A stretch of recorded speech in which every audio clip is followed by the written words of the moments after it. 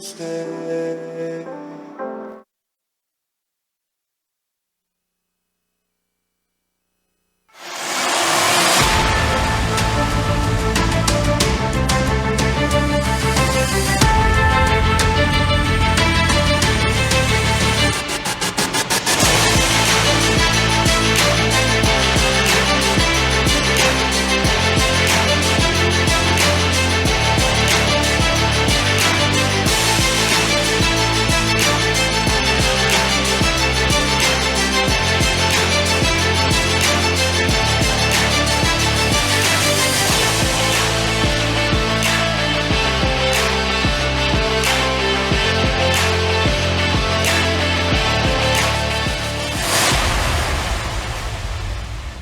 O que faz sentido para você? A Apex Partners te ajuda a conquistar. Muito prazer. Somos a única plataforma capixaba de investimentos e serviços financeiros que combina a inteligência local com uma visão global e conectada. Nossa atuação proativa eleva o padrão da sua experiência, com soluções completas e personalizadas. Participamos ativamente da construção dos seus resultados e do desenvolvimento do mercado de capitais do Espírito Santo. Apex Partners. Descubra novas possibilidades para o seu futuro. No mundo sem aço, não teríamos pontes para conectar pessoas. Não teríamos casas para abrigar famílias. Não teríamos muitas oportunidades para o seu sucesso. Não teríamos tantas ideias para construir o futuro. Casa do Serralheiro, líder na distribuição de aço. Pensando em você. Casa do Serralheiro, a gente se envolve de verdade. Mais de 1.200 projetos executados pelo Brasil. Mais de 80.000 placas instaladas, gerando energia limpa e sustentável, incorporando os melhores equipamentos e profissionais, sempre respeitando todos os protocolos de segurança. A ME Energia Solar atinge a marca de mais de 35 milhões de reais economizados mensalmente pelos seus clientes. ME Energia Solar, economia, tecnologia e sustentabilidade.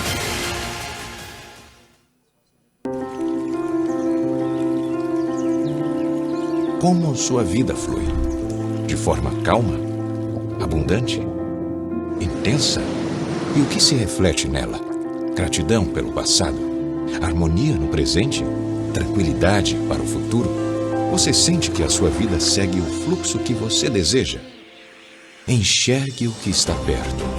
Respeite suas origens. Sinta orgulho do seu lugar no mundo. Inspire-se nas águas das lagoas mais importantes do país. Venha viver no Isla. Um 4 suítes único em Linhares, que traz as facilidades do centro da cidade e um pedacinho particular das lagoas em uma piscina-praia encantadora nunca vista no estado. No Isla, você vai estar sempre cercado de conforto para aproveitar momentos inesquecíveis com quem deseja ter sempre por perto. Isla Home Design, onde sua vida flui. Ótimo dia, ótimo dia, Linhares. Aqui no Deizinho, hoje numa manhã incrível, também ao vivo pela... Alô? Ao vivo é assim, gente. Alô? Estamos também ao vivo pela TV Sim, canal 16.1, para todo o Espírito Santo. Hoje uma manhã muito especial para nós linharenses, né, que estamos recebendo aqui na nossa cidade, aqui no Hotel Deizinho, um super time de especialistas no setor de economia e no setor de finanças. E hoje a gente vai bater um papo importantíssimo, esperado por todos nós aqui nessa sala e por você que está nos assistindo aí da sua casa.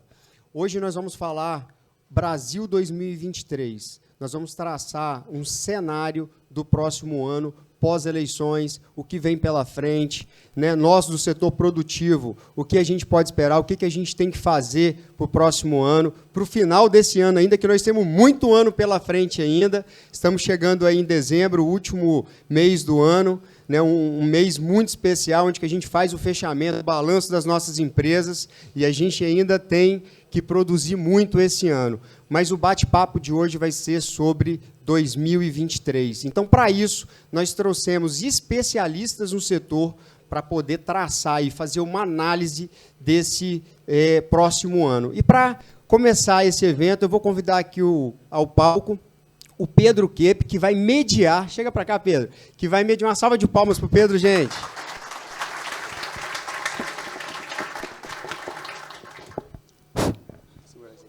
Bom dia, bom dia.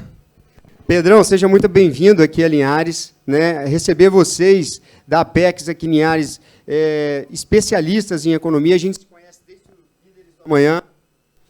Pegar outro? Você quer pegar isso aqui?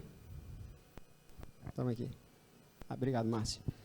Nós nos conhecemos desde o Líderes do Amanhã. Eu vi a Apex nascer quando eu morava lá em Vitória. Nós tivemos a oportunidade aí de ter uma jornada juntos lá em Vitória.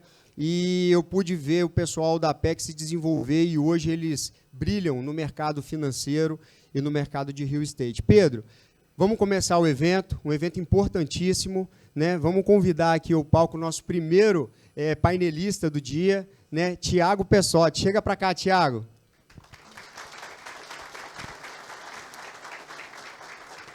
Tiagão que é... Para cá, Tiago. Tiagão que é linharense, né? Tiago Pessotti. Manda um abraço para o seu pai. Seu pai não pôde estar aqui hoje, mas nos honra e nos orgulha muito, Tiago, ter linharense se despontando no cenário capixaba e nacional, assim como você. Né? Nós temos aqui do Espírito Santo o Rafael Furlanete, que é de São Gabriel da Palha, que é a minha terra, que nos honra muito também. E temos um veneziano, né? um rapaz de Nova Venécia que orgulhou o Brasil inteiro ontem, que foi o Richarlison. Então, o Espírito Santo aí exportando talentos. Tá, gente? Vamos começar, é com vocês. Pessoal, bom dia. Acho que antes mais nada é difícil dizer que a gente vai ter a mesma desenvoltura que o Robertinho aqui na frente. Uma palestra, uma plateia como vocês ao vivo, a gente vai tentar aqui ser tão bom, vamos dizer assim, como a gente é no mercado, podendo bater esse papo com vocês. Robertinho, é um prazer estar aqui com todos vocês. Linhares é uma cidade que a gente gosta muito. O Tiago é um pouco suspeito para falar, que ele é daqui, mas eu frequento Linhares há décadas e sempre que eu venho para essa cidade, eu vejo sempre uma nova indústria, um novo empreendimento. Então, estar aqui é muito gratificante, porque, além de poder conhecê-los, nos motiva a continuar empreendendo no Espírito Santo. E se Linhares é o que é hoje, é por conta de cada um de vocês que aqui estão. Acho que esse é realmente o caminho da prosperidade. E acho que esse é o nosso objetivo aqui hoje, porque a gente só vai empreender, tomar risco na economia real, se a gente consegue minimamente entender o cenário que está posto. Né? A gente veio aí de um ambiente super complexo, super polarizado, vamos assim dizer, tanto na economia global como aqui na economia brasileira, e a nossa ideia aqui hoje é passar um pouco do nosso conhecimento, aquilo que a gente vem lendo, estudando e fazendo de cenário para frente, para apoiá-los nas decisões futuras. Tá? A Apex, para quem não conhece, ela nasceu em 2013, e a gente está até hoje na batalha, né, nessa guerra que é empreender, e hoje nós somos uma casa de investimentos e soluções financeiras, e a gente atua por 4 grandes unidades de negócio. A primeira é o que a gente chama de investimentos alternativos. São as nossas teses de investimento na economia real, como nós temos hoje, aqui em Linhares, um empreendimento sendo construído, o Isla. Né? Então, esse é um exemplo muito pragmático daquilo que a gente faz nessa tese. Mas, além do imobiliário, a gente faz também investimentos em empresas e startups. Indo além, a segunda unidade é o que a gente chama hoje de finanças corporativas, onde a gente apoia vocês, empresários, vocês, investidores, e as empresas de vocês, obviamente, em movimentos estratégicos, seja ele qual for. Por fim, a linha de advisor, que a gente hoje atua com o BTG Pactual, que é o maior banco de investimento da América Latina, onde a gente serve pessoas físicas e pessoas jurídicas a terem suas aplicações financeiras. Então, aquela poupança que todos aqui, com muito esforço, porventura, chegaram a guardar, a gente apoia vocês a fazer essa poupança ir crescendo ao longo do tempo e garantir uma boa aposentadoria, bons investimentos, bom consumo e por aí vai.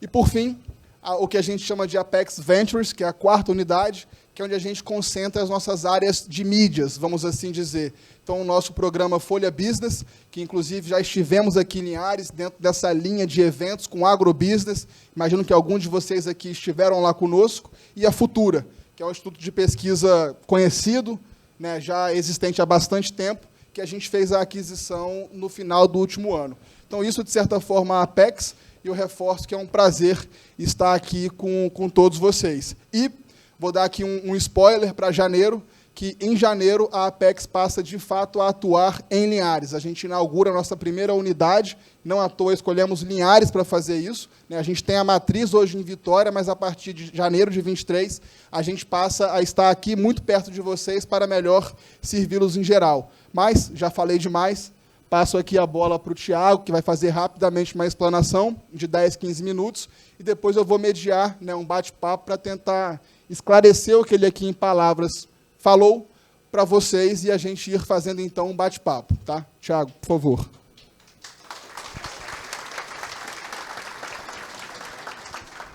Bom dia a todos. É uma alegria para mim estar aqui. Como o Pedro falou, sou suspeito, sou linharense, voltando agora, se estabelecendo aqui, como o Pedro falou, com o escritório. Eu acho que é uma satisfação enorme. Eu lembro aqui, em hotéis como esse aqui em Linhares, quando eu comecei minha carreira, reunia poucas pessoas, falava, eu ficava nervoso. Hoje em dia, um pouco mais solto, não tão quanto o Robertinho, né? Então fica difícil depois dele. Mas aí aqui, pessoal, é a gente falar um pouquinho como é que está a nossa cabeça para o ano que vem, principalmente também um pouco para 24, tá? É difícil olhar 24 com tudo aí que está acontecendo, mas é importante, principalmente quando a gente vai falar de taxa de juros. E, para quem não sabe, né, estrategista-chefe é a função dada para quem tenta ali passar para os clientes um pouco de como a gente vai alocar os recursos. Tá? Então, basicamente, o meu dia a dia na companhia é junto com o Arilton Teixeira, ele é nosso economista-chefe, é um cara brilhante, nosso sócio já desde 2016, e aí, basicamente, o meu papel é fazer boas perguntas ali para ele, e a partir disso a gente traçar o cenário, e a partir desse cenário é onde a gente vai indicar a forma de alocar o capital. Tá? Bom, o foco aqui é falar de Brasil, mas não dá para falar de Brasil antes, sem falar do mundo. Apesar de o Brasil, né, quando a gente olha o retrato muito bom, né, do ano que está se fechando, tá? A gente é um vagão na locomotiva que é o mundo, então pode ser que a gente esteja melhor ou pior posicionado dentro do vagão. É para onde o mundo está indo que é importante a gente acompanhar. Tá? E aí, basicamente, pessoal, para passar para vocês, tá? Isso daqui, a esquerda, está um pouco ruim para ver, mas a esquerda, basicamente, a gente tem as perspectivas de crescimento das 3 principais economias. Tá? Então, por exemplo, para esse ano, em azul claro ali, tá? Europa, então você vê que a Europa já, nesse segundo semestre, a gente já começa a ver uma recessão. A linha ali, essa parte aqui é a linha 0, tá? Então, a gente começa a ver a Europa, por exemplo, entrando em recessão já esse segundo semestre. Ela teve o terceiro TRI não crescendo, deve ter o quarto TRI também não crescendo. Ano que vem, a Europa cresce bem pouquinho, tá? Perto aqui de 0,5%. Estados Unidos também cresce menos do que o ano passado, cresce perto de 1%. A grande curiosidade é a China. Tá? A China é a linha azul, então você vê, a China consegue manter um bom crescimento para esse ano, perto de 4%, e ano que vem a economia que mais deve crescer. Tá? É interessante falar de China, eu vou falar um pouco agora, mas China, ela, diferente de todas as outras economias, inclusive o Brasil, que precisou atacar o problema da inflação, todo mundo subindo juros, China, pelas decisões políticas de enfrentar o Covid de outra maneira, ela não teve inflação. Tá? E aí, basicamente, enquanto o mundo inteiro sobe juros, com inflação alta, a inflação da China roda muito perto de 3,5% ao ano, e onde está todo mundo subindo juros, China está podendo cortar juros. Tá? Então, ela sempre tem essa carta na manga de conseguir impulsionar. Isso é muito importante porque a China dita muito forte o crescimento do Brasil, tá? Mas muito forte também o Espírito Santo. O Espírito Santo é uma das economias mais abertas do Brasil e ela comercializa muito com China. Tá? Então, isso é bem importante. A grande questão de China hoje, como eu mostro aqui, tá? Teve recentemente, agora importante, tá, esse gráfico, de 5 em 5 anos o Partido Comunista se reúne para definir. Como vocês podem ver, sempre a pauta sempre foi muito mercado, economia. Esse ano foi menor. Tá? Então, basicamente, a China está muito focada na pauta ideológica de segurança nacional. Isso é uma mudança de diretriz importante, tá, nesse reposicionamento do mundo na geopolítica. Isso é uma coisa para acompanhar. Mas, de qualquer forma, o que a gente está bastante de olho é aqui. Isso daqui, ali em vermelho, é o número de idosos, tá, com vacinas, ali o mundo inteiro. Então, você vê praticamente todos os idosos acima de 80 anos 100% vacinados e a China não. E aí, o que acontece agora? Ela reabre a economia, né? A gente estava vendo isso, a despeito das reuniões do partido, a política de Covid-0, continuar no statement lá do partido. Eles começaram a abrir a economia. O que acontece? A população não vacinada, não tem imunidade de rebanho, a vacina lá não é das melhores. E aí, basicamente, a China está enfrentando de novo, tá, um surto muito forte. Então, poxa, as principais capitais lá estão em lockdown, tá? E isso é importante para a gente entender como que esse crescimento vai se manter. De qualquer forma, ela sempre acha ali, abre a caixinha de Pandora e tira algumas coisas importantes. Essa semana, de novo, né, incentivando, diminuindo taxa de compulsório, juros. Enfim, ela tem muito poder na manga para manter esse crescimento, tá? Um pouco desse cenário base. E, por um outro lado, a gente não vê problemas sistêmicos com a crise imobiliária que aconteceu lá. A gente achou que algo setorial, importante, mas não tem nada que nos mostre que, eventualmente, tenha uma contaminação sistêmica que vá para bancos. Tá? Falando de Europa, pessoal, a Europa é o patinho feio da história, porque ali o gráfico à esquerda são todas as métricas de inflação que a gente pode ver. Então, enquanto, por exemplo, os Estados Unidos, a gente vai falar, a gente começa a ver sinais de que a inflação começa a arrefecer. Europa, e aqui, tirando as métricas de inflação que são impactadas por itens mais voláteis, né? Então, guerra e etc., energia, alimentos que estoura por conta disso. Aqui é tirando isso. Então, ou seja, a inflação da própria economia sendo gerada, que eu trato setorial, né? E não há sinais de que essa inflação modere. E aí, basicamente, esse daqui dado esse contexto de inflação, a Europa também está subindo juros, tá? Mas o grande problema da Europa é que ela toma decisão de taxa de juros, não é igual aos Estados Unidos ou qualquer outra nação que toma decisão para um país. Lá ela toma decisão para um bloco inteiro. Então ela vai tomar decisão para uma Grécia da vida, que vai ser o custo de capital da Grécia e também o custo de capital da Alemanha. 2 países completamente diferentes do ponto de vista fiscal, endividamento, etc. Então, historicamente, a Europa não consegue subir os juros, ou sempre tende a não subir os juros, quanto precisa para controlar a inflação. É um cenário que a gente acha que não é legal, porque você não controla a inflação, você tem choques importantes jogando o crescimento para baixo da economia, e, basicamente, a gente começa a ver se consolidar na Europa um ambiente de estagflação, que a gente chama, que é aquele ambiente de uma inflação que vai continuar longe da meta, quando a gente olha próximo ano e 24, e aí, basicamente, a economia crescendo muito pouco. Tá? Europa, claro que para alguns setores é importante, mas ela tem menos peso, tá, para o Brasil como um todo. O Brasil é muito importante olhar China e Estados Unidos. Falando de Estados Unidos, pessoal, aqui é bem importante. Tá? A economia vai muito bem, e aí esse que é o problema lá agora, porque a economia está tão bem que isso está dando trabalho para o Banco Central. Tá? A inflação nos Estados Unidos, que nós brasileiros somos acostumados a lidar, né? O americano nunca teve inflação, né? Está convivendo com inflação perto de 2 dígitos, que chegou a bater, perto de 12 meses, inflação de quase 9% para o americano é uma coisa de outro planeta. E, apesar de a gente ter visto primeiro e segundo trimestre a economia americana no PIB cair, tá? E aí muita gente falando, a economia entrou em recessão. Não existe recessão sem o mercado de trabalho dar sinais de arrefecimento. Tá? E aí, basicamente, o mercado de trabalho nos Estados Unidos está muito apertado. Você tem, basicamente, para cada demanda, né, das empresas, né, para cada 2 vagas, só tem um trabalhador disponível. Você tem uma questão que é também não só conjuntural, tá? ligada à reabertura, principalmente do segmento de serviço. Os Estados Unidos sempre teve, na população ativa que emprega, um número grande de imigrantes, tá?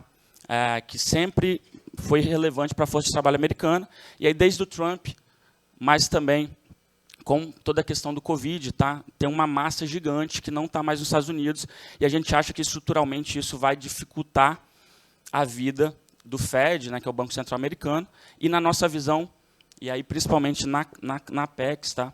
A gente acha que os juros nos Estados Unidos, que hoje está em 3,75 a 4, né, que ele fica num range lá ao ano, ele deva subir final, né, a taxa final, a mais do que aquilo que o mercado está vendo. Tá? Então, o mercado está achando que o juro talvez para ali em 5, a nossa cabeça é que não é suficiente, a gente acha que talvez seria algo mais perto de 6. Tá? A gente está fora do consenso nisso, tá? Mas não tem como a inflação começar a cair com a economia que está, o mercado de trabalho. Tá? E um outro ponto, nunca nos Estados Unidos a inflação ela modera com um juro real positivo, né? Então, seja negativo, perdão, que é basicamente quando você pega aquele juro que sobra, tirando a inflação, ele ainda é negativo. Então, ou seja, isso significa que a economia, pela taxa de juros, ainda está muito estimulada. Então, para que a economia arrefeça, o juro vai precisar ser maior, tá?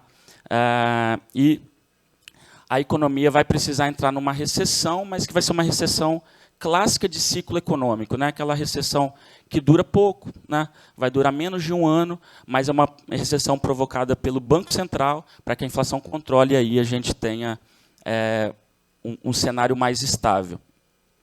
Basicamente, pessoal, esse cenário internacional ele traz uma implicação importante, tá? Bolsa americana, a gente acha que, apesar da queda, tá, ela pode ter mais ajuste para baixo. E um outro ponto é que esse ambiente de juros maior do que o mercado está esperando significa que o dólar vai continuar mais forte contra o mundo. Tá? Isso não significa o real, mas o dólar contra todas as moedas do mundo ele tende a continuar fortalecido, porque se tem mais juros na economia americana, você tende a levar o capital para lá, tá? O capital do mundo, fundos de pensão e etc., que buscam isso. Então, é o cenário que a gente leva para o doméstico. Então, ou seja, a gente não tem ventos favoráveis do ponto de vista do câmbio. Então, é por isso que a gente precisa fazer um belo dever de casa aqui em Brasil. Bom, Brasil, mercado de trabalho, pessoal, é impressionante. Tá? A gente tem um retrato da economia brasileira espetacular. Tá? Você tem a menor taxa de desemprego desde a época de 2015 e 2016, né, que foi o governo Dilma, que o mercado de trabalho, a taxa de desemprego ultrapassou 14%, a taxa de desemprego está abaixo de 8%. Você tem Brasil crescendo próximo de 3,5%. Tá? E o grande problema é que o retrato, né, não traz muita expectativa. A grande preocupação é com o trailer do filme que está à frente, e essa é a grande incerteza que a gente está vivendo hoje. Tá? Aqui está ruim para ver, mas isso daqui é legal, que aqui eu trago todos os índices de confiança, medida por comércio, varejo, indústria, consumidor e empresário, e mês a mês. E aqui, deixa eu só lembrar aqui, mas confiança, situação atual e expectativas. Até setembro, era tudo subindo, tá? Comércio, indústria, serviços, consumidor, empresário. O grande ponto é que chegou outubro, incerteza com as eleições, os índices de confiança que estavam perto de 100 aqui até setembro, eles caíram bem. A despeito da confiança do consumidor, que ficou ainda muito positiva. Isso daqui é importante porque, historicamente, as políticas do PT ela influencia muito forte o consumo com gastos. Tá? Quando a gente faz a conta do PIB, tem uma matemáticazinha lá no meio que é gasto do governo. Isso, felizmente ou infelizmente, gera crescimento e você tende a, pelo menos, manter o consumo da ponta muito aquecido no próximo ano. Na nossa visão, isso não é sustentável. Tá? Você traz um crescimento no curto prazo, mas depois você gera problemas à frente, porque o empresário precisa ter confiança. Ele precisa ofertar para a demanda que vai vir, não você gerar uma demanda sem uma oferta acompanhando, porque o que acontece? Demanda sem oferta acompanhando gera inflação lá na frente, tá? Que é o grande ponto hoje, que eu vou entrar. Isso aqui é importante, pessoal. A economia no próximo ano, a gente vai crescer um pouco mais de 3 esse ano, espetacular. Para o ano que vem, está todo mundo falando que quando a gente fala, né, a economia cresceu muito forte e para o ano que vem tem um carrego desse crescimento que aconteceu. Esse carrego ele vai se concentrar ali, principalmente no primeiro tri, tá? Que é um pouco aqui, quando a gente olha à frente, tá? Aqui eu já estou olhando 23, e aqui essa projeção.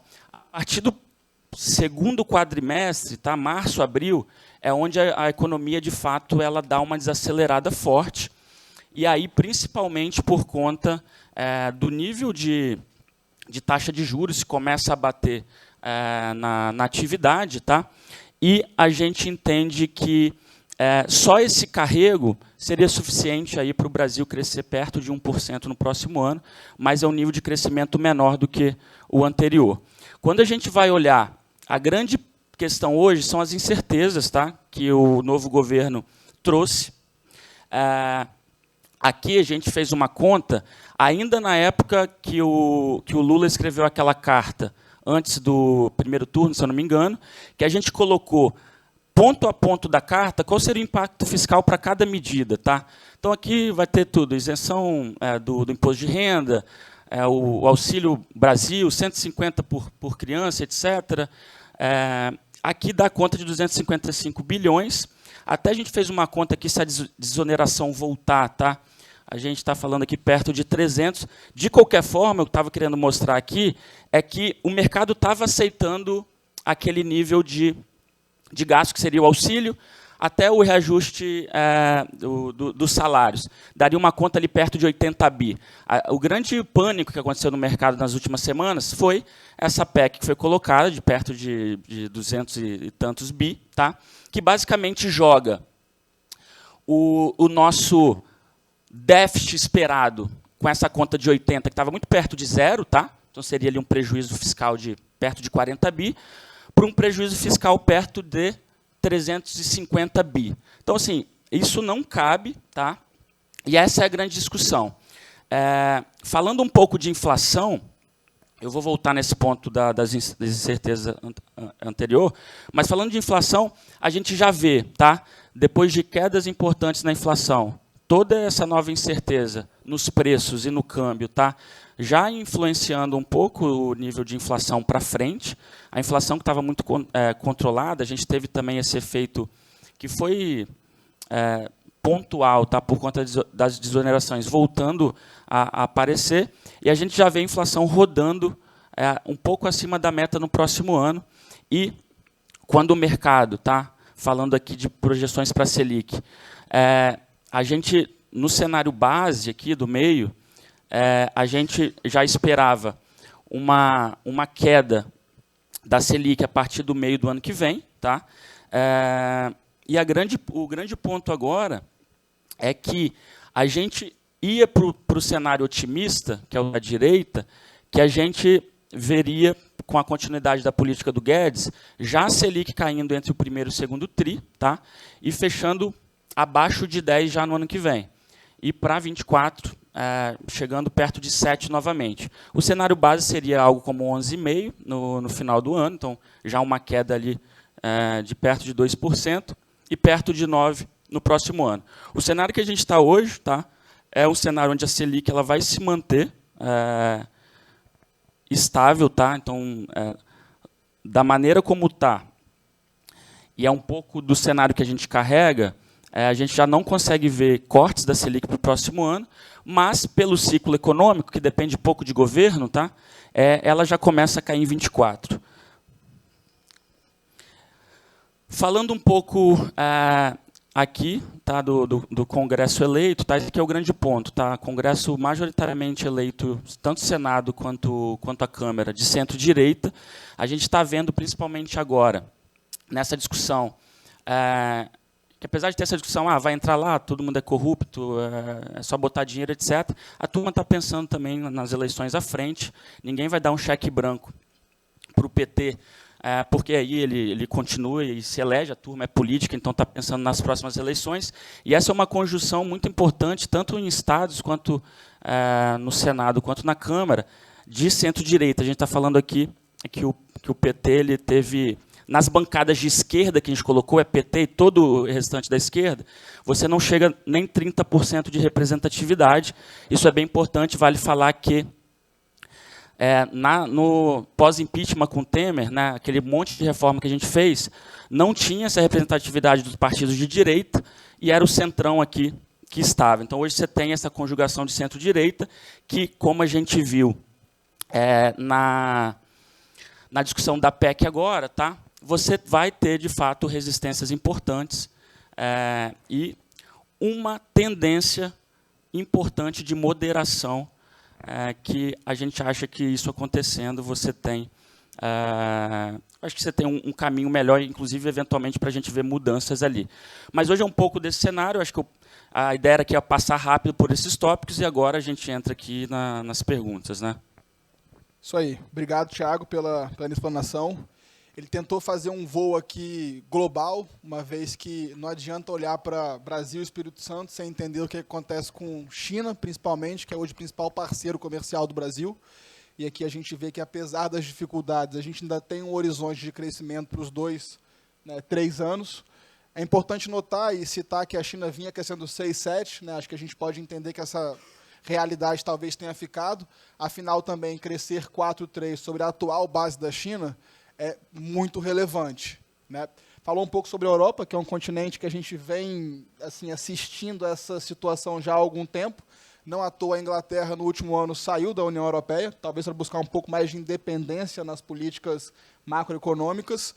Estados Unidos, né, que passou também por uma eleição recente, há 2 anos atrás, encontrou dificuldade, assim como nós, no Covid, mas é hoje a locomotiva do trem que se chama mundo, né? Os outros países são, de certa forma, vagões. A China está encostando ali, mas ainda assim os Estados Unidos que dita o ritmo do mundo, e Brasil, que eu acho que é o que mais interessa aqui a todos nós.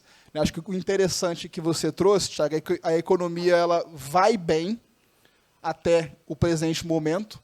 A gente, a despeito da crise que viveu nos últimos anos com a era Dilma, a dificuldade de Covid, a gente rapidamente recupera a economia, apresenta hoje 8% de desemprego, crescendo a cada mês que passa a empregabilidade, PIB podendo chegar no final do ano a 3%, então um ambiente super sólido, macroeconomicamente falando. Não à toa a gente vê diversos novos projetos Brasil afora, mas principalmente aqui em Linhares, o que é muito relevante.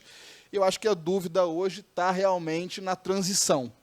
Agora, um ponto importante, né? O Congresso eleito ele foi majoritariamente bolsonarista, o que vai naturalmente trazer também muito desafio para o Lula, que é um animal político, né? Um cara muito experiente, mas não vai ter a boa vida que ele teve nos governos passados. Então, assim, o que você, enquanto estrategista-chefe, está esperando desse novo governo? O que você está entendendo que animal vem pela frente, que Lula vem pela frente, dado a atual conjuntura aí? Pergunta... Já botou uma fácil aí, né? Então, o que a gente está vendo, e é um pouco do desenho, tá? É essa necessidade de ele não conseguir executar dentro da narrativa que ele está colocando, tá? Pela forma como tanto a Câmara quanto o Senado se elegeu, mas principalmente por uma mudança importante de quando ele assumiu em 2002, que lá a economia, diferentemente do que eu passei agora, internacional, né, que dita muito, ou seja, é aquele crescimento que a gente tem sem esperar nada do que a gente faz aqui dentro, né, commodities, e que, né, eu mostrei ali que ano que vem não tem crescimento, esse crescimento, tá? O ciclo de commodities está mais perto do final do que no meio, né? Porque quando ele está no meio, a gente nunca sabe se está mais para o início ou para o final, mas ele está mais para o final. E você não vai ter ajuda do mercado internacional com receitas extraordinárias, etc. Então, vai existir, tanto estruturalmente quanto conjunturalmente, uma necessidade, tá? Não que ele queira fazer isso, mas eu também não estou aqui para falar sobre isso, mas é uma forma de que ele vai precisar se moderar, e que é um pouco do cenário básico que a gente tem. Tá? Você vê que isso não muda um pouco da nossa cabeça, é uma tendência de moderar, mas dado aos riscos que esse novo governo traz, pela forma com que tem o histórico, né? E aí não histórico de qualquer outra coisa também, que eu não vou falar sobre isso, na economia. Né? Então, eles têm uma estratégia e uma visão de fazer economia que a gente sabe que não dá certo.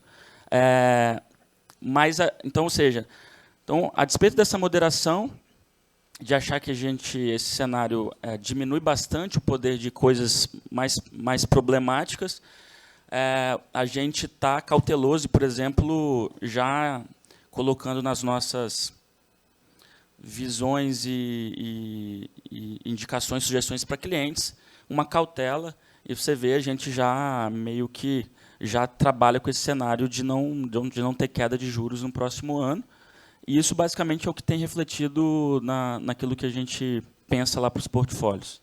Bom, então, o que eu entendo é que, a despeito dessa eleição, que tem uma chegada muito turbulenta, né, o mercado já é bastante estressado, é que ele não vai ter vida fácil.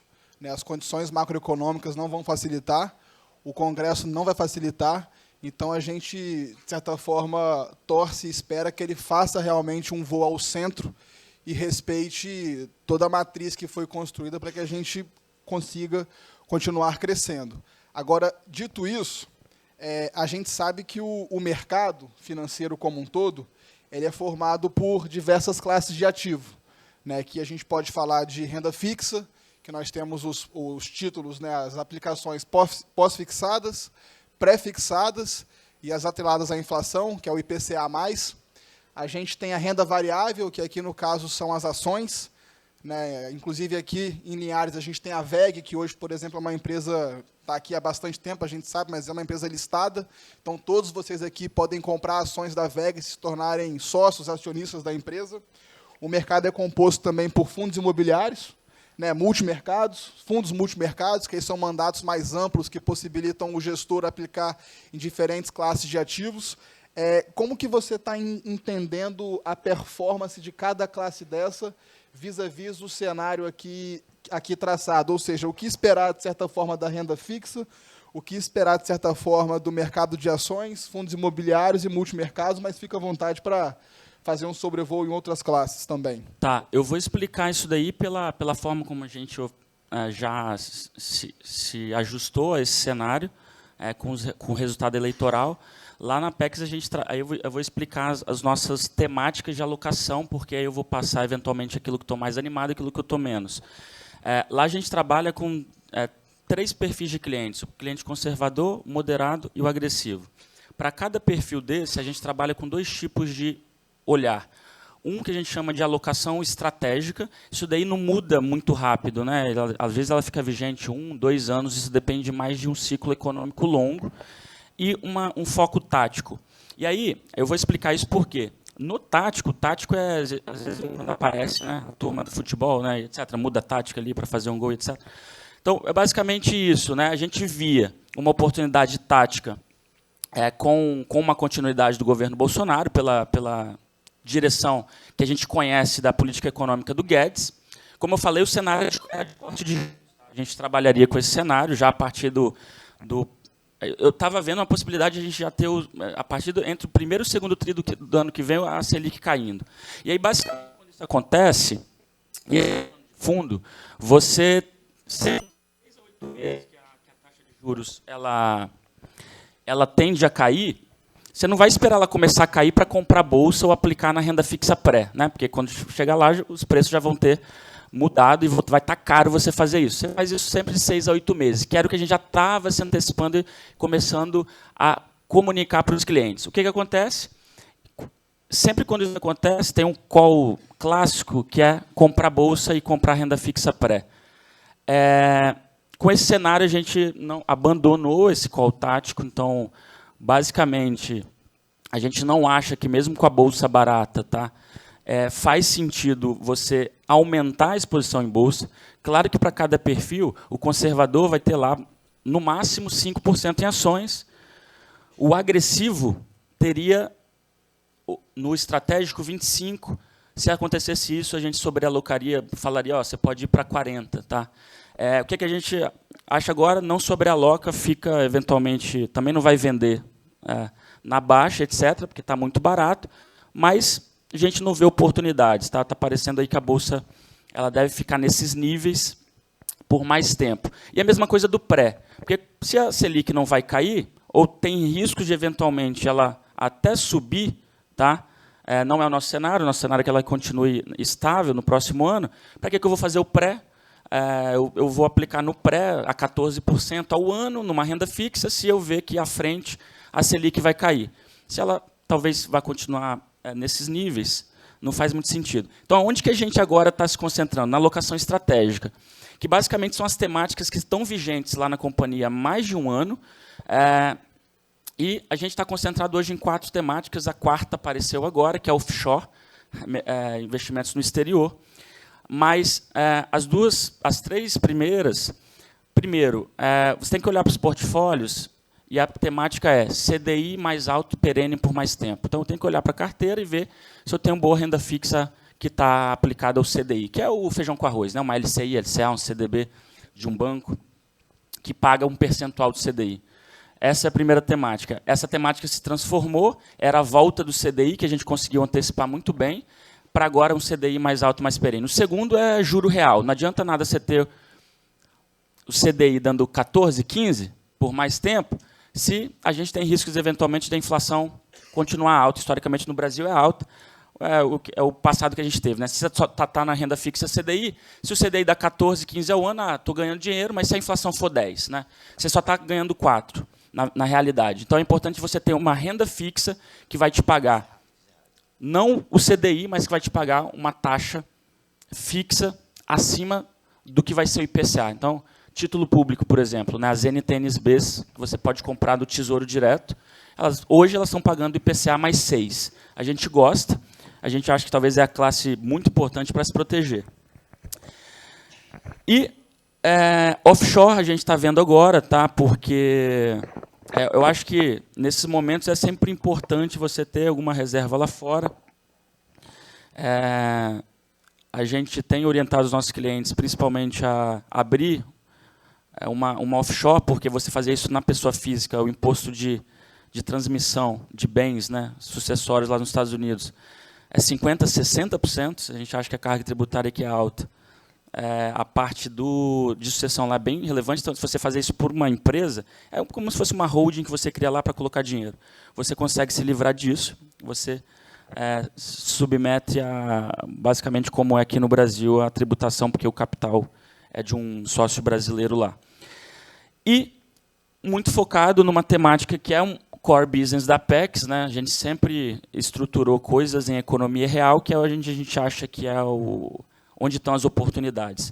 Que é basicamente, pessoal, aqueles tipos de investimentos e ativos que dependem mais de algo que é microeconômico do que macro. Então, ou seja, algo que é mais focado em algum desenvolvimento regional, tá, do que, eventualmente, eu ficar dependendo de oscilações que Brasília fala, bolsa cai. Brasília fala, juros sobe, né? Ou lá fora, que aqui é basicamente concentrados no mercado imobiliário, historicamente em momentos de incerteza, cautela. O brasileiro, capixaba, ele busca segurança em imóveis, tá? A gente acha que isso tende a voltar agora. Historicamente, grande parte das vendas, né, em corporações aqui no Espírito Santo eram compradas por investidores. A gente acha que esse fluxo tende a aumentar. E também, eu acho que formas de você fazer imóveis, tá? Não necessariamente só comprando imóveis. E mercados privados, tá? Que é uma forma de você continuar esperando bons retornos, como na Bolsa, só que acessando um portfólio de empresas que não estão na Bolsa. Tá? Então, hoje a gente está olhando muito para isso, que é basicamente tudo aquilo que não se vê, porque na Bolsa acontece alguma coisa, o mercado cai ou sobe, você tem pouca simetria para ganhar dinheiro, e agora vai ter muita volatilidade. A gente prefere continuar esperando bons retornos, que seria algo como 30%, 35% ao ano, que é o retorno que é esperado para quem vai para a Bolsa, mas fazendo isso, alocando um portfólio de empresas que já é possível, depois a gente pode explorar um pouco mais. Boa. Deixa eu tentar fazer um link aqui. Tá saindo som? Vocês estão ouvindo bem? Boa. Deixa eu tentar fazer um link aqui, já até caminhando para o encerramento dessa primeira parte, com o que vem pela frente, que é o grande objetivo aqui hoje, né? Aqui com a parceria com o Robertinho, com a Conquista, é dar agora um sobrevoo sobre o mercado imobiliário. E aí acho que é interessante a gente falar, porque a gente mais ou menos viveu lá em 2016 esse ambiente de juros alto, né, 14,25%, que por coincidência foi quando a gente começou, pessoal, a fazer os nossos investimentos no mercado imobiliário. E hoje a gente está com juros a 13,75%. Eu acho que todo capixaba que investe, né, que tem essa poupança, vamos assim dizer, tem um pezinho no mercado imobiliário, seja numa sala comercial, num terreno, numa fazenda, um apartamento, seja lá o que for. Eu acho que todos vocês que têm essas posições feitas observaram nesses últimos anos uma valorização gritante do preço do metro quadrado. A gente ouve história de fazendas aqui da região que eram compradas há 15 anos atrás a X, e hoje a gente ouve falar de transações 10 vezes mais, 15 vezes mais. Então, às vezes, o mercado, já conectando, ele parece, às vezes, tentar pregar umas peças na gente, porque, por vezes, quando o mercado está estressado, o nosso sentimento enquanto investidor é vender. Só que, por vezes, esse é o momento de você comprar. Porque se o mercado está estressado, significa dizer que a confiança está baixa. Se a confiança está baixa, o número de transações diminui.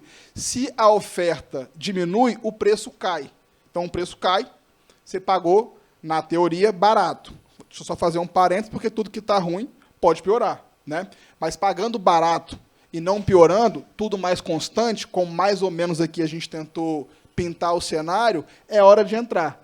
Porque se as coisas se acertam e os juros começam a cair, a valorização tende a, mais uma vez, acontecer. E o mercado vai, dessa forma, corrigindo os preços e oscilando as variações. Então, como que você enxerga esse movimento de, nesse momento, começar a montar posições em ativos que possam estar estressados, trazendo um pouquinho para o mercado imobiliário, para a gente já fazer a conexão com o próximo painel? Como eu falei, eu estou vendo um pouco mais de oportunidade em coisas que são ilíquidas de economia real, por conta desse cenário que eu tracei, né? Quando você vai para ativos líquidos financeiros, vai ter muita volatilidade, tá? E assim, para que tomar risco em coisas líquidas financeiras se taxa de juros ela vai ficar permanentemente mais alta? Para quê? É o meu principal custo de oportunidade, né? E lá fora também os ventos são contrários, tá? Eles não são favoráveis. Então, aonde que a gente tem que se concentrar, né? Passou a fase de a gente botar dinheiro debaixo do colchão, no cofre, etc. Em oportunidades em economia real. Então, assim, não é à toa que a gente, depois desse cenário, né, e principalmente com o resultado eleitoral, a gente está ainda mais convicto nessa temática de economia real, vamos colocar assim, mercados privados, porque, dando o exemplo do mercado imobiliário, é o que você falou, são nessas horas que você começa a aparecer negócios que eventualmente não apareceriam, porque agora precisa de mais liquidez, então começa a aparecer coisas para vender, e aí você consegue negociar de uma forma melhor. Então, a saída, a partida, esse é o ponto que você falou, que eu gosto muito, que é você tem uma segurança muito grande no quanto que você paga, tá? E é nesses momentos que a gente consegue pagar bem. E isso vale para o mercado imobiliário, isso vale também para empresas, tá? Então, ou seja, você pode também esperar grandes resultados através de estruturas hoje que já são possíveis em empresas que não estão na bolsa, em empresas de capital fechado, que é nesse momento que esse tipo de posição vai aparecer bastante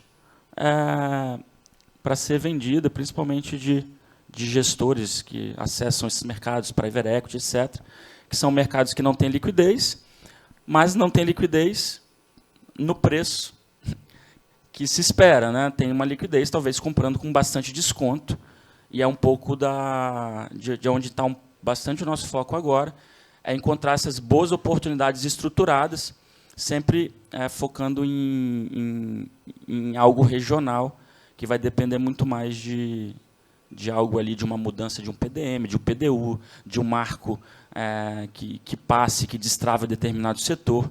E, quando a gente olha o micro, apesar do macro estar complicado, o micro está excelente. Boa, obrigado. Eu acho que o micro é excelente, não só Brasil, mas Espírito Santo e principalmente Linhares. Agora, é muito importante, quando se fala em investimento, que cada um também conheça o seu próprio perfil, porque investimento existe para te trazer prazer, te trazer conforto e consumo futuro, não dor de cabeça. Então, é muito importante esse exercício de se autoconhecer antes de tomar risco e fazer aplicações que, por vezes, possam ter um pouco mais de pimenta ali no acompanhamento do dia a dia.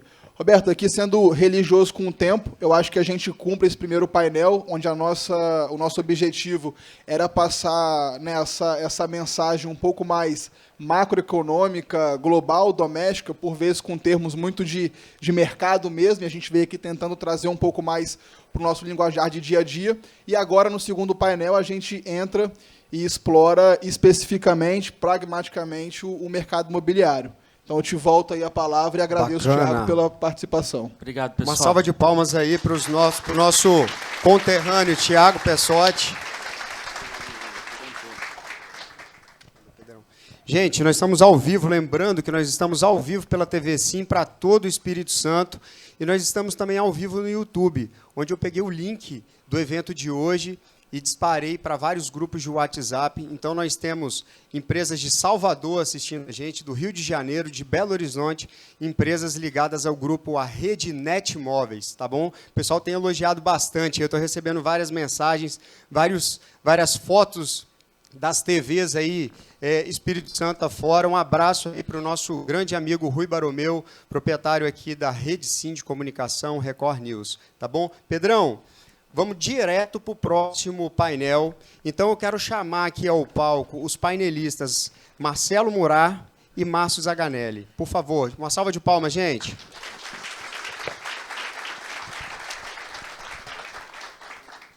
Marcelão, que nós trabalhamos juntos na Rede Gazeta alguns anos atrás, né, Marcelo?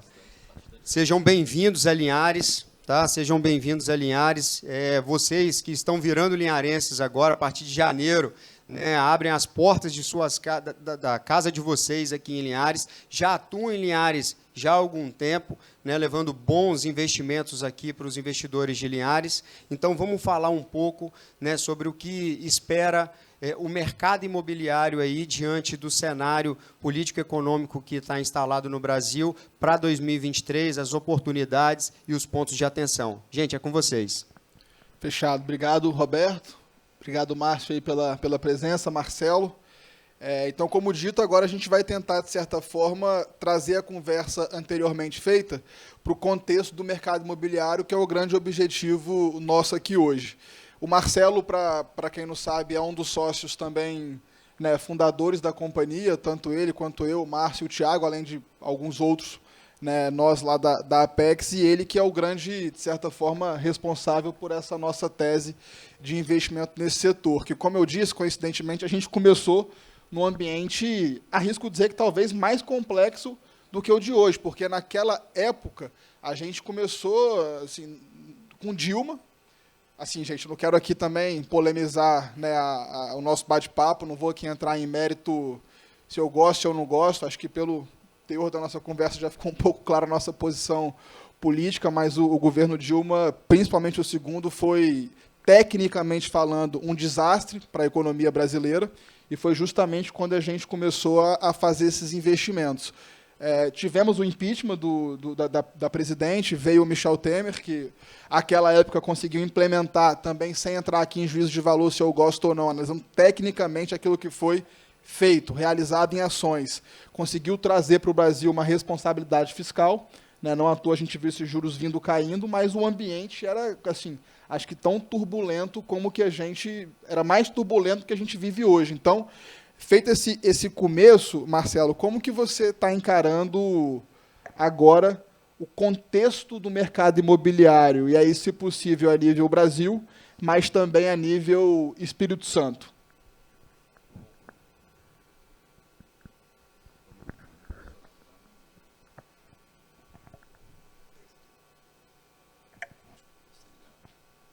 Oi. Bom dia a todos.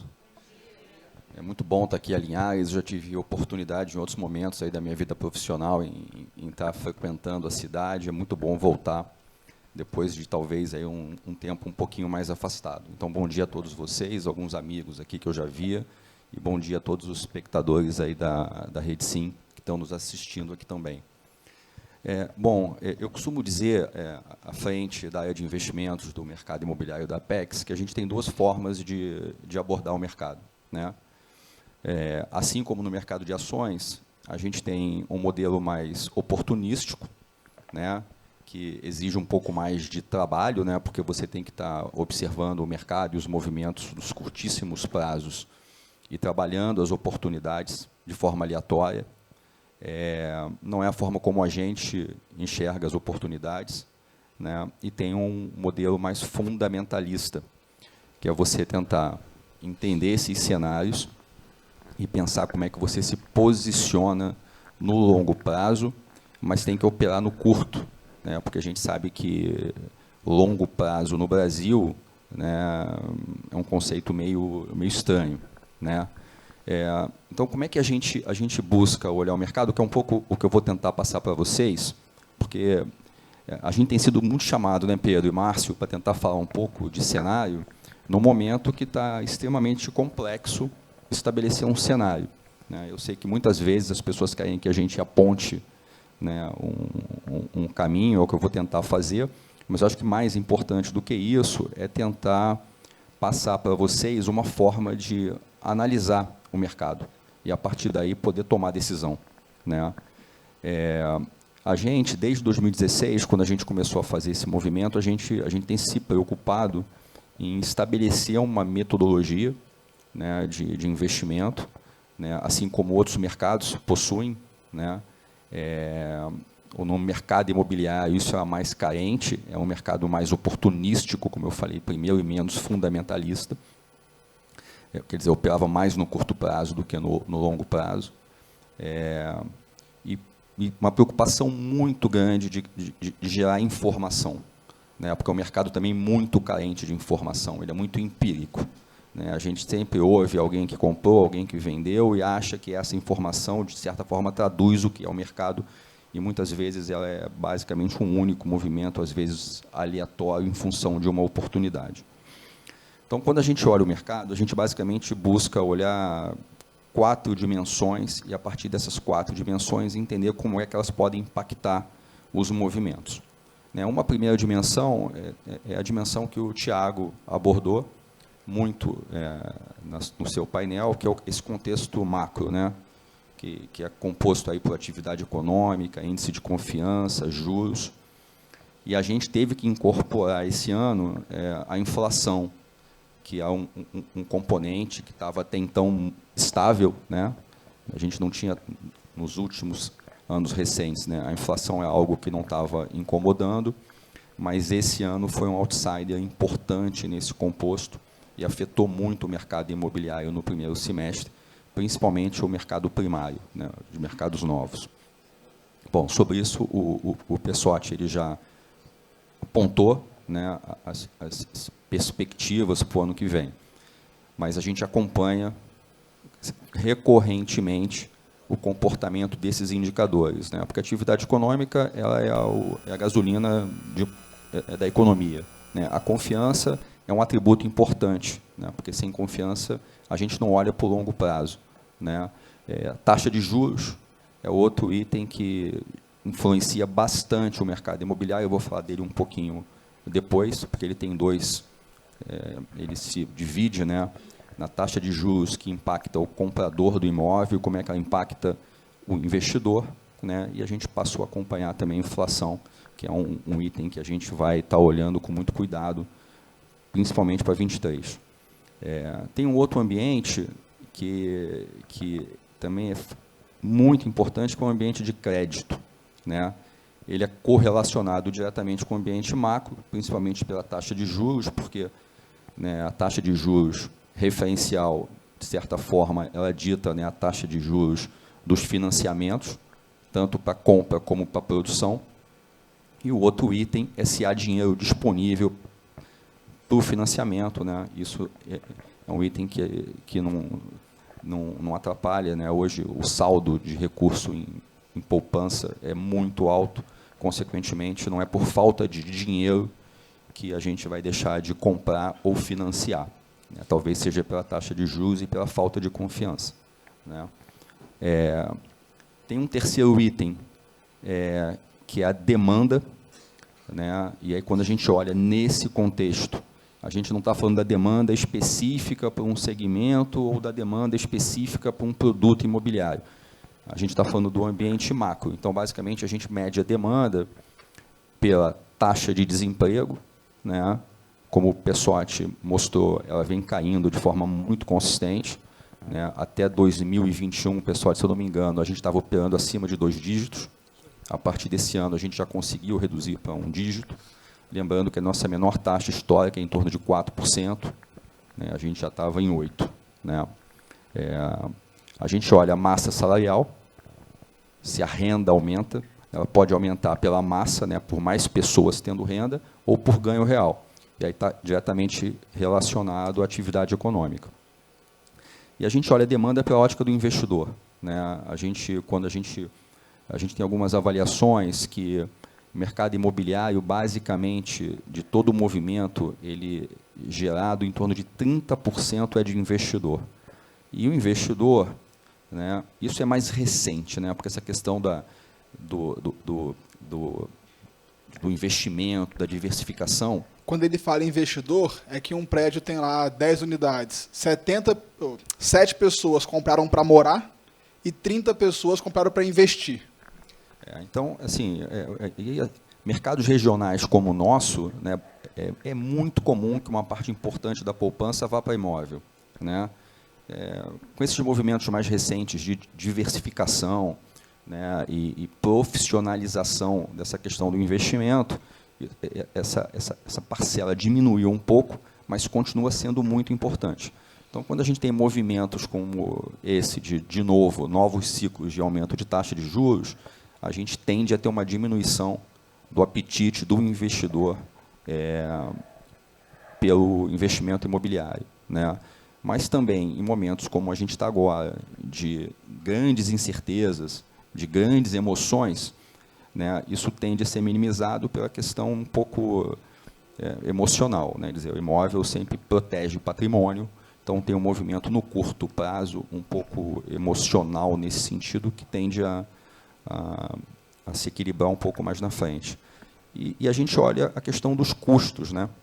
Porque a gente tem que entender como é que os custos do setor estão se comportando para entender, né, principalmente como é que isso impacta preço diante de todas essas condições, né? Então, é a partir desse conjunto de análise e dos movimentos, são quase aí, desse conjunto de indicadores, que a gente tenta entender como é que o mercado tende a se comportar.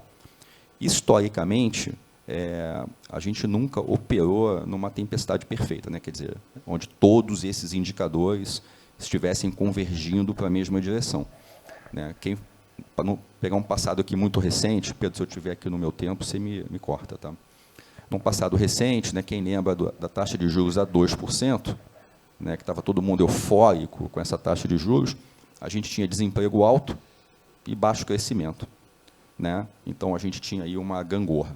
A taxa de juros tentando impulsionar a economia, mas índice de confiança baixo, desemprego alto, renda caindo. Agora, a gente tem atividade econômica alta, confiança alta, desemprego baixo, mas taxa de juros alta. Então, quer dizer, mas essa é a realidade assim, do país. Quer dizer, eu acho que, na história, pelo menos a minha, profissional, a gente viveu poucos momentos, por exemplo, de taxa de juros baixa, né? O que eu consigo entender da sua fala é que assim, a gente nunca vai ter um ambiente perfeito para se posicionar. Então, o importante, dito isso, é você ir ao longo do tempo montando posições, sempre que você, por algum motivo, tenha um excedente de capital e consiga comprar algum ativo, seja no mercado financeiro ou seja na economia real. Porque é muito difícil, pessoal, a gente acertar o timing das coisas. Você não vai saber o dia certo de comprar uma ação da Vale ou de comprar um apartamento. Então, o importante que eu sinto, e a gente que está nessa vida, nessa corrida já há algum tempo, é a gente conseguir assim, identificar a nossa vocação de trabalho, geração de renda, e, em paralelo, irmos consistentemente montando aportes, fazendo investimentos na economia real. Então, é aproveitar esse ambiente para ir sempre comprando. A gente teve, de certa forma, com essa mudança de governo, houve uma quebra de expectativa que a gente tem que ver se essa quebra ainda se confirma, né? Porque a expectativa do mercado imobiliário é que, depois de muito tempo, finalmente, a gente entraria em 23 com todo esse conjunto de indicadores impulsionando a indústria. E a gente teria, então, a partir de 23, realmente um ciclo de grande crescimento da indústria imobiliária. Porque a gente, como eu falei, basicamente todos esses indicadores, e como o Pessotti mostrou, de novo, né, com o novo ciclo de queda de taxa de juros, a gente ia ter, pela primeira vez, depois de muitos anos, um ambiente em que todos os indicadores impulsionariam o crescimento.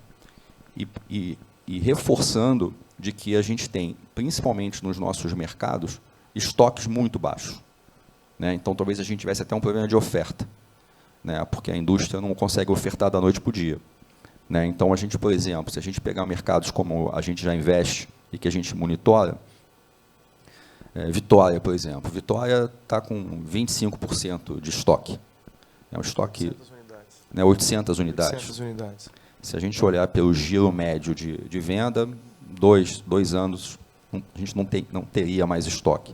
Vila Velha, 23%, com velocidade de venda em torno de 3%, 4% ao mês.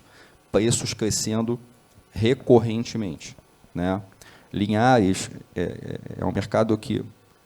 Há quanto tempo não se tem um lançamento grande, né? Quer dizer, então o nosso mercado é um mercado que se autorregula, né? Então ele consegue manter bons níveis de estoque. Se a gente for olhar o mercado secundário hoje de Vitória, praticamente ele não existe. Vai tentar comprar um imóvel usado em Vitória, né? Que foi um segmento que cresceu muito pós-pandemia, né? Assim, é aquilo que a gente fala, que o Thiago abordou muito. Tem um ambiente macro, mas tem um micro. Então, assim, a despeito de um macro mais turbulento, o micro, a gente vê uma redução de estoque e um estado bem organizado. Aí, indo para o Márcio aqui um pouquinho, feitas as suas considerações, a gente já volta. Assim, qual que é o papel, então, Márcio, do mercado imobiliário no portfólio do investidor? Você que também está aí há 8 anos desenvolvendo esse trabalho, já cuidou de carteiras de investidores, está agora já há algum tempo fazendo esse trabalho junto com o Marcelo de colocar os nossos produtos no mercado. Como que você enxerga isso e o que faz sentido? Assim, por que investir no mercado imobiliário? Bom, pessoal, primeiro, bom dia. É um prazer estar aqui em Linhares, uma das cidades mais promissoras, né, do Espírito Santo. A bola da vez, né? Não é à toa que a gente está aqui também, botando um pé aqui, né, finalmente, ano que vem já com uma sede. E quando a gente fala em relação a portfólio, a gente tem naturalmente um peso muito grande para o mercado imobiliário, mas a gente sempre olha como investimentos alternativos como um todo. Quando a gente faz uma análise dos principais portfólios, não só aqui do Brasil, mas também Estados Unidos, Europa e por aí vai, normalmente as principais estruturas de investimento, seja family office, fundo de endowment, por aí vai, que são os principais fundos de investimento, tem uma parcela em torno de 20% a 25% do portfólio de investimentos alternativos, que basicamente é o que a gente está conversando aqui, que é o investimento em economia real e que tem um prazo de maturação mais longo. Ou seja, se encaixa também no mercado imobiliário. Normalmente eu estou falando ali de investimentos que têm um ciclo de 5 a 7 anos. E acho que o primeiro ponto que a gente tem que enfatizar é da visão fundamentalista que a gente tem que ter quando faz esse tipo de investimento. Tanto uma visão fundamentalista que nós lá na empresa buscamos ter a partir de uma visão macroeconômica, tanto com o nosso economista-chefe como também com o estrategista-chefe, o Thiago, mas também quando a gente entende, por exemplo, num momento como esse, que é um momento que tem mais volatilidade e que esse tipo de ativo faz sentido compor na carteira, também uma visão fundamentalista para onde alocar e como alocar. Então, quando a gente fala do mercado imobiliário, por exemplo, de uma forma mais ampla, é uma discussão. Mas quando a gente faz, olhando para o aspecto microeconômico, por exemplo, no nosso caso, a gente está localizado no estado do Espírito Santo, é um estado que hoje é super organizado do ponto de vista fiscal. Quando a gente olha para as principais cidades também, principalmente onde a gente atua, então, Vitória, Vila Velha, agora Linhares também, como que está o ambiente daquele local, aonde que de fato tem oportunidade para a gente poder atuar. Então, quando a gente olha do ponto de vista do mercado imobiliário, a nossa tese fundamentalista ela indica que o mercado residencial de alto padrão ainda tem oportunidade de atuação, porque é o segmento que, nos últimos anos, tem tido, primeiro, mantido a velocidade de vendas, e também tido uma valorização relevante do preço do metro quadrado. Ou seja, do ponto de vista do investidor, e a nossa visão lá da empresa, quando estrutura essa tese, o primeiro aspecto é proteção patrimonial. Então, o investidor ter o seu capital sendo protegido e também, pelo menos, corrigido pela inflação. E depois a gente olha onde que tem oportunidade micro para poder ter um alfa, que a gente fala, ou seja, ter uma rentabilidade acima do que a média de mercado. Então, caminhando aqui para a conclusão, quando a gente fala em relação à importância desse tipo de alocação no portfólio, ainda mais num contexto mais complexo, a primeira pergunta que você fez para o Pessotti foi uma pergunta capciosa, né, e dura sobre qual Lula que vai vir, né? Então, é difícil a gente traçar qual o cenário que vai se desdobrar a nível macro, mas a gente sabe que ainda tem muita incerteza. A melhor solução é caminhar para segurança, ou seja, ativos reais. Então, é por isso que a gente tem reforçado essa tese e tem desenvolvido também novos projetos para poder participar e buscar alocações nesse segmento. Ou seja, num cenário um pouco mais complexo, você está protegendo. Num cenário um pouco mais otimista, você está protegendo e buscando a rentabilidade. E tem um outro aspecto também que o Marcelo, a gente estava conversando aqui, o Marcelo comentou, né? Não tem como você estar num ambiente de alinhamento de estrelas. Assim, o mundo real não é esse. Então, a gente tem que entender aonde que tem oportunidade para poder se posicionar. Então, quando a gente fala, por exemplo, da construção civil, é um setor que ele é cíclico.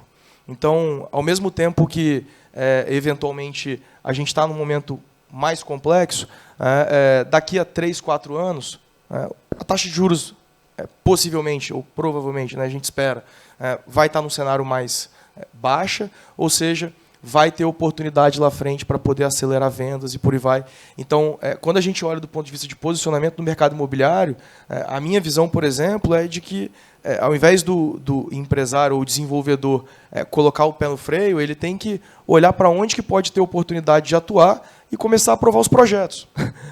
Fica com os projetos aprovados, fica com seus projetos que você está desenvolvendo, entende o melhor momento, naturalmente, mas agora é a hora de você buscar essas oportunidades e se preparar para daqui a 3, 4 anos, quando a gente estiver num ambiente mais estável, mais positivo e por aí vai, que a gente não vai ter nenhuma disponibilidade, por exemplo, de empreendimento, de unidade, por aí vai, você vai ter. Então, acho que é com essa visão também que a gente tem que se balizar, né? Boa.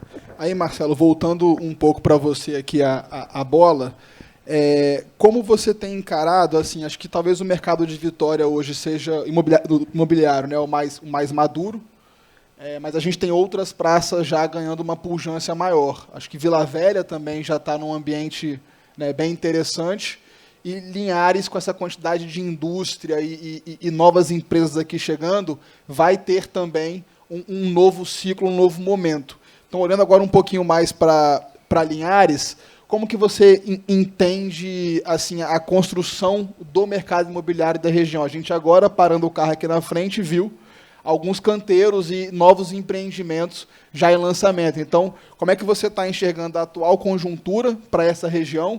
Eu vou chamar aí de Grande Linhares, né, porque hoje Linhares acho que é a principal cidade do centro. Você tem acima aqui São Mateus, tem Colatina, tem Aracruz, mas acho que Linhares enfim, espero que a turma aí não me ouça falando isso, mas acho que Linhares é o principal polo hoje, economicamente falando. Então, como é que você vê hoje assim, a grande Linhares sendo desenvolvida? Quais são as verticais, residencial, galpão logístico, e como é que você encara o futuro disso? Tá, para chegar até esse ponto, Pedro, só vou dar um passo atrás, claro.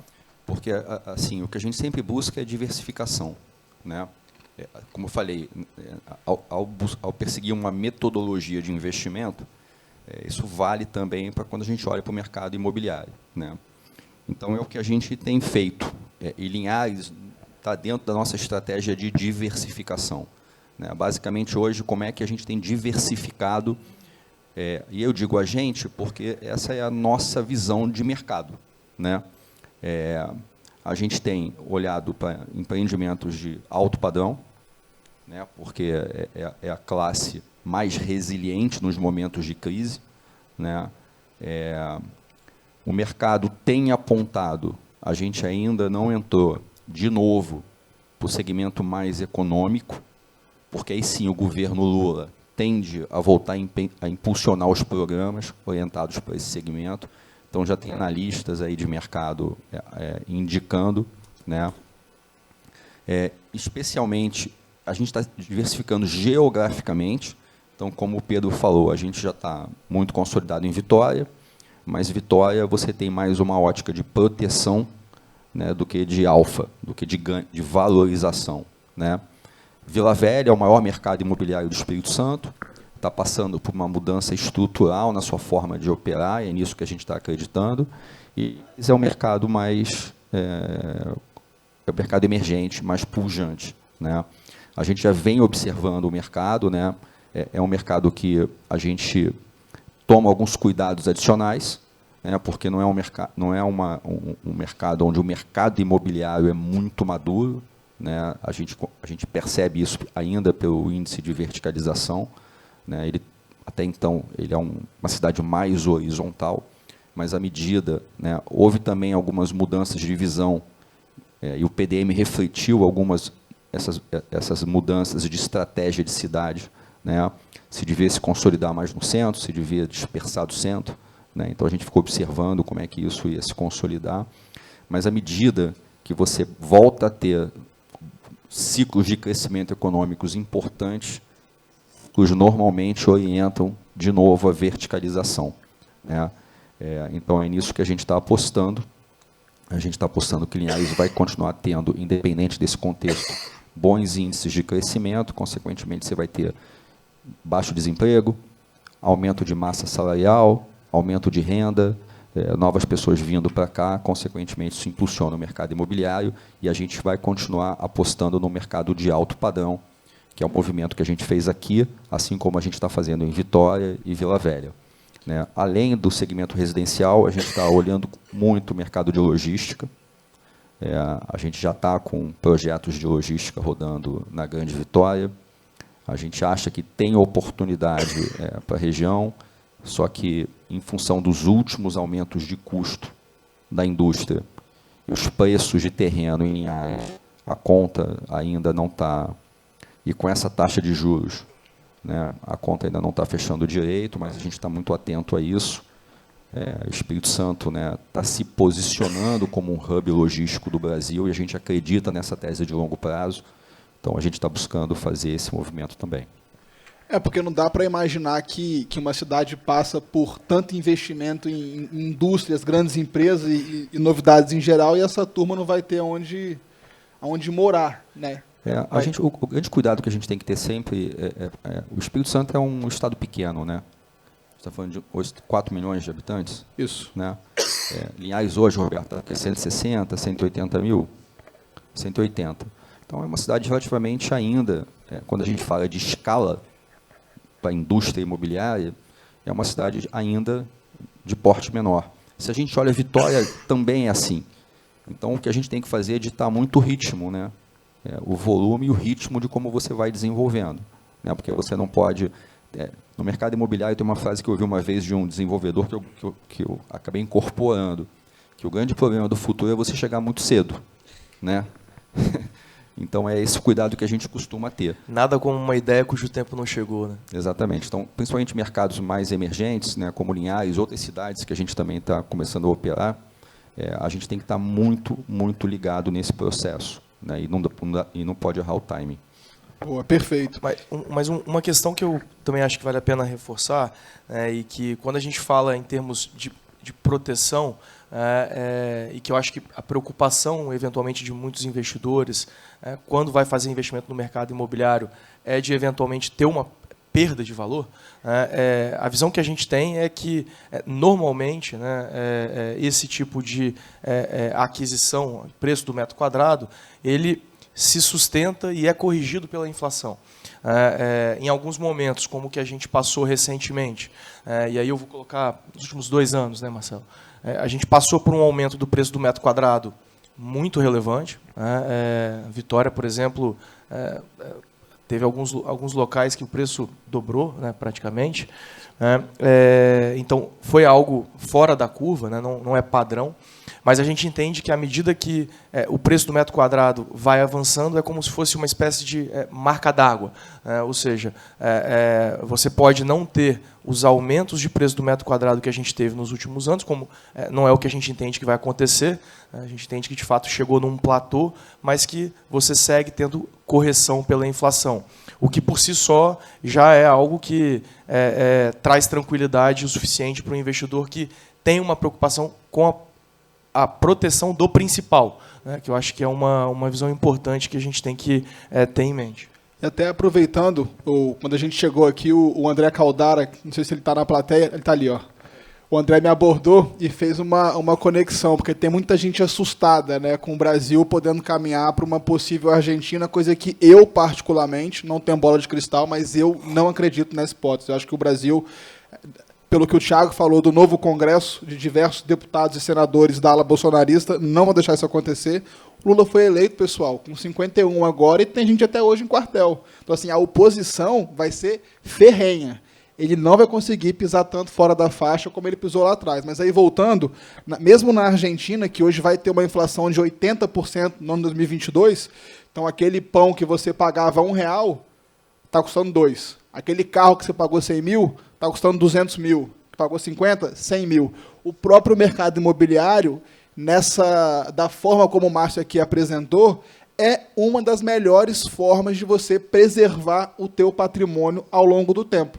Porque mesmo que não tenha um ramp-up gigantesco, um aumento gigantesco no custo do metro quadrado, ele sempre vai necessariamente acompanhar a inflação.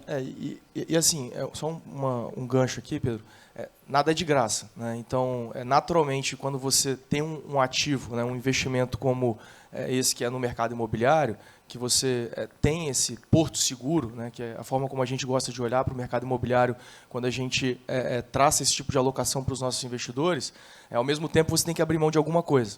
Então, você abre mão da liquidez.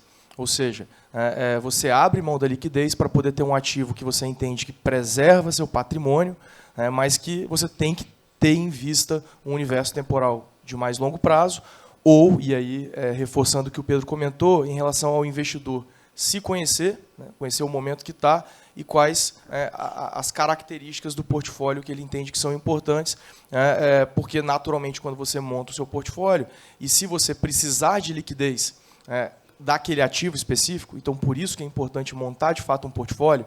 Então, não é investir 100% em imóvel ou investir 100% em uma tese, mesmo que seja uma tese fundamentalista. Tudo isso que a gente faz aqui, não significa que a gente não vai errar. A gente faz, na verdade, para poder minimizar essa possibilidade de erro, ou seja, fundamentando muito bem as decisões que a gente toma. Então, eu acho que esse que é um ponto aqui que a gente tem que ter muito claro para o investidor não se precipitar em relação a fazer um investimento que, muitas vezes, para poder ter liquidez, ele vai ter que, naturalmente, dar preço. E aí, quando você dá preço, você eventualmente pode ter uma rentabilidade naquele investimento que não foi o que você desejava ou o que você esperava, né? Nesse ponto, até complementando, o investimento ele é guiado por um triângulo, vamos assim imaginar: liquidez, risco e rentabilidade. Você não consegue ter um ativo extremamente líquido, que você comprou uma casa, aí você precisa de vender ela amanhã. Não é fácil assim. A própria burocracia, Robertinho, não te permite realizar. Então, ativos reais geralmente não são tão líquidos, mas são seguros. Porque assim, a gente está vendo aí já até um pouco do MST ganhando um pouco de expressão. Eu nunca vi ninguém pegar um apartamento e sair correndo. Isso não existe. Então, você tem segurança, né? Ao mesmo tempo, o retorno ele vai ser sempre atrelado à praça, à região, à qualidade do produto daquele que você está comprando, né? Então, assim, esse tripé que guia assim, pragmaticamente o mundo dos investimentos. Então, é se conhecer, como você muito bem disse, eu acho que isso aqui é o principal para que você faça a sua escolha, faça a tua compra, faça o teu investimento de maneira consciente, tendo esse autoconhecimento e entendendo como esse ativo se comporta nesse tripé que eu rapidamente aqui apresentei. Liquidez, risco e rentabilidade. É isso que guia o mercado como um todo. Se tiver muito bom, desconfia, porque não existe almoço grátis e é vida real, né? Assim, é duro, é difícil e assim, não existe almoço grátis. E aí, sendo religioso aqui com o tempo, eu abro agora para considerações finais, Marcelo. Então, assim, qual que é a mensagem final que você deixa para o seleto público que hoje aqui nos acompanhou, não só aqui na plateia, mas também na transmissão online? Bom, talvez um pouco diferente aí da maioria, eu continuo otimista no mercado imobiliário, né? Porque eu acho que, independente assim do que vai acontecer, eu acho que o Brasil ele vem indo na sua democracia, né? E eu acho que dificilmente a gente vai ter condição de qualquer governo que seja de abrir mão de algumas conquistas importantes que a gente teve, né, ao longo dos anos, né? Então acho que assim a gente ainda vive nós somos um país emergente, né? Consequentemente, a gente está se consolidando como nação, como democracia. A gente vai viver altos e baixos. A gente, como empresário, investidor, empreendedor, tem que saber lidar com isso, né? Às vezes a gente né, dá vontade de correr, mas a nossa realidade é essa e a gente tem que encarar, né? E a indústria imobiliária, como o Tiago, o Márcio comentou, a gente tem a possibilidade de, através dela, de descorrelacionar um pouco, né? Porque tem questões que são muito micro, né? Então, por exemplo, um empreendimento super bem localizado, ele vai sempre dar certo independente do contexto, né? Então, o que a gente tem que ter mais a capacidade de análise, ter mais critério, mais fundamento e saber escolher bem, né? Porque no final do dia, mercado imobiliário tem 3 questões importantes, né? Localização, localização e localização. Então, tendo essas 3 questões importantes, não tem como perder dinheiro. E acho que só uma colocação também, né, e que está em linha com o desenvolvimento que o mercado imobiliário tem tido, e nós, como empresa, né, desde 2016, quando a gente colocou a nossa área imobiliária, né, de real estate em pé, o Marcelo, na verdade, né, toda essa tese fundamentalista ele colocou, mas no mercado imobiliário, basicamente, você também tem que entender como investidor aonde que faz sentido você entrar. Até então, você tinha a possibilidade de comprar o terreno, né, incorporar, você tinha a possibilidade de comprar um apartamento na planta ou de atuar investindo via condomínio fechado. Esses eram os modelos. Cada um com as suas características, né, e que você também, como investidor, tem que entender aonde que faz sentido atuar. Com a nossa participação, a gente trouxe um modelo novo de atuação, que é um modelo que basicamente envolve o investidor participar do desenvolvimento imobiliário. Ou seja, ele não está comprando um apartamento, ele não quer ficar com um apartamento, né, ele pode até ficar. A gente tem investidor, por exemplo, que tem esse perfil mais patrimonialista e que participa desse modelo de investimento conosco, mas também adquire o apartamento, o imóvel. Mas então o investidor participa do desenvolvimento, ou seja, ele é o financiador daquele desenvolvimento imobiliário, e que quando a gente olha para mercados mais maduros, e aí mais maduros a nível regional, eu estou dizendo, por exemplo, Vitória, Vila Velha e por aí vai, a gente entende que o investidor consegue capturar mais retorno. Apesar de que, quando a gente já passa por uma atuação em mercados emergentes, que a gente chama, então, no caso aqui de Linhares, por exemplo, a gente ainda entende que também tem muita oportunidade de gerar alfa, né, ou seja, de ter rentabilidade acima da média na compra do apartamento na planta. Então, acho que são essas duas visões aí que a gente entende que são importantes para os investidores terem em mente no momento de participar e de investir no mercado imobiliário em si. Bom, pessoal, acho que o nosso objetivo aqui foi cumprido, né? A nossa ideia era fazer um sobrevoo macro, trazendo um pouco das implicações que a gente está enxergando nos mercados em geral, e depois fazer uma aterrissagem aqui no mercado imobiliário, né? Que, a despeito do ambiente de juros um pouco tenso nesse sentido, todas as outras condições estão super favoráveis, né? Brasil crescendo, Espírito Santo crescendo, Linhares crescendo. Na minha opinião, é mais uma questão de cada um se conhecer, fazer as suas contas e continuar acreditando e fazendo o aporte mês a mês, ano a ano, fazendo a poupança, porque assim, esse é o segredo do jogo. É sempre que sobrar um pouquinho, compra, aporta, se aperta ali, mas dá conta do resultado, dá conta do dia a dia, que ao longo de 10, 15 anos o patrimônio vai ter crescido e a gente vai conseguir, naturalmente, dar um futuro melhor para os nossos filhos, filhas, que eu acho que é para isso que a gente investe, né? Investir é o quê? É abrir mão de consumo presente para poder consumir de forma mais robusta no futuro.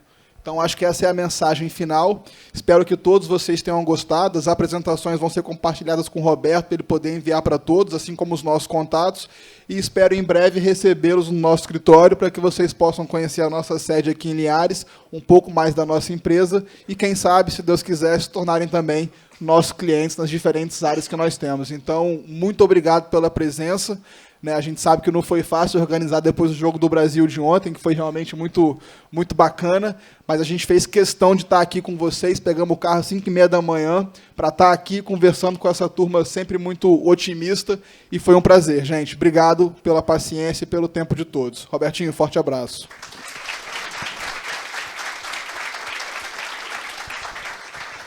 Obrigado vocês, obrigado Pedrão. Obrigado, Marcelo. Pedro, eu vou pedir para você ficar aqui comigo no palco para a gente fazer o encerramento. Pode ficar em pé, por favor.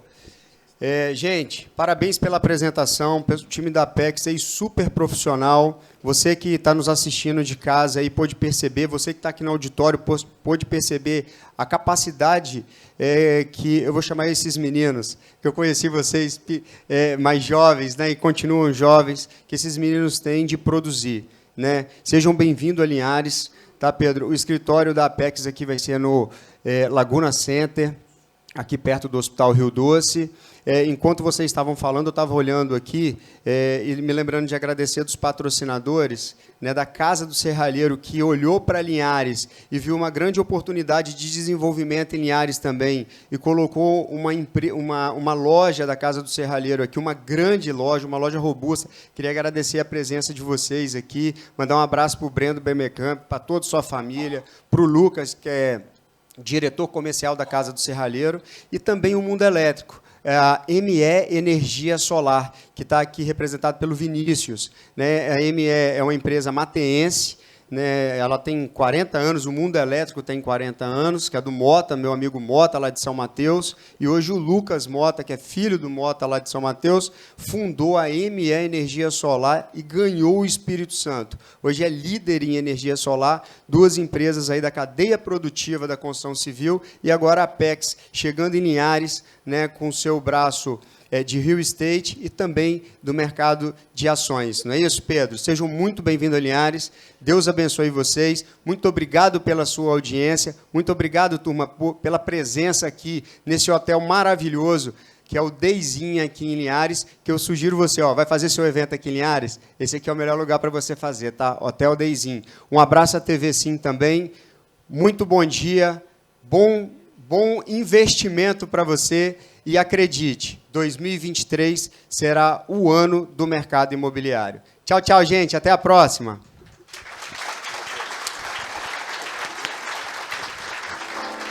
Gente,